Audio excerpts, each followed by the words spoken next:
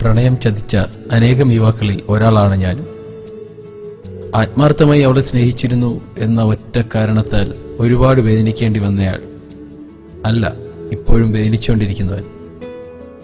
ഒരുപാട് നാളുകൾക്കിപ്പുറം ഇന്നലെ അവൾ വീണ്ടും വിളിച്ചിരുന്നു.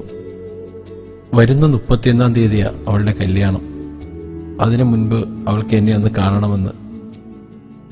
എനിക്കറിയില്ല അവൾക്ക് എങ്ങനെ മാറാൻ സാധിക്കുന്നുവെന്ന്.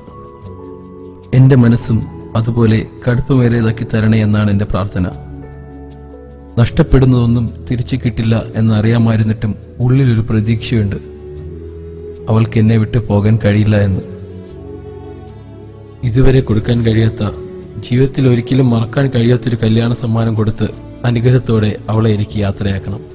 അതിനായാണ് ഞാനിപ്പോൾ കാത്തിരിക്കുന്നത്.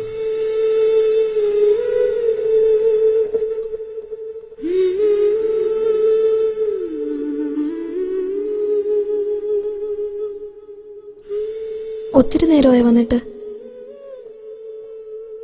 ഇല്ല, ഇപ്പൊ വന്നതേ ഉള്ളൂ.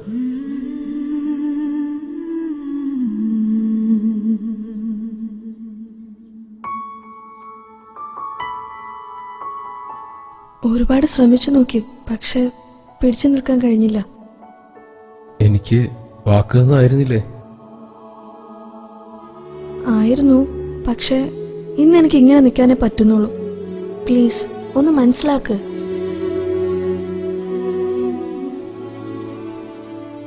പയ്യൻ എന്ത് ചെയ്യുന്നു? സോഫ്റ്റ്വെയർ എഞ്ചിനീയറാ, UK-യിൽ. കണ്ടിരുന്നോ? ഉവ്വ്. ഇഷ്ടപ്പെട്ടോ? ഉവ്വ്. മാരേജ് കഴിഞ്ഞ് ഫസ്റ്റ് വീക്ക് ഞാനും പോവാ UK-യിലേക്ക്.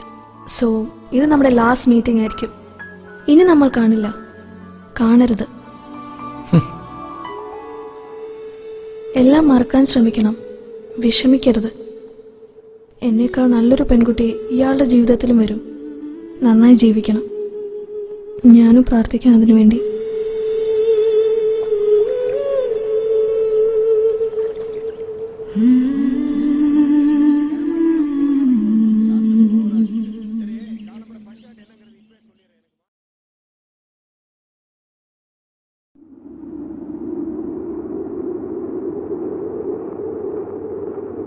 അമ്മു,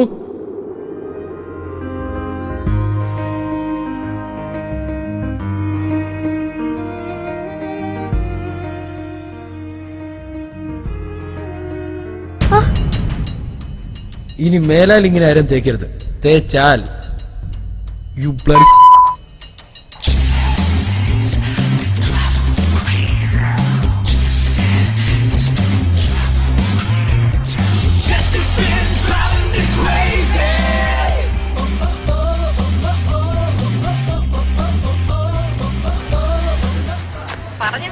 ഇനി മേലാൽ ഇതുപോലെ ആരും തേക്കരുത്.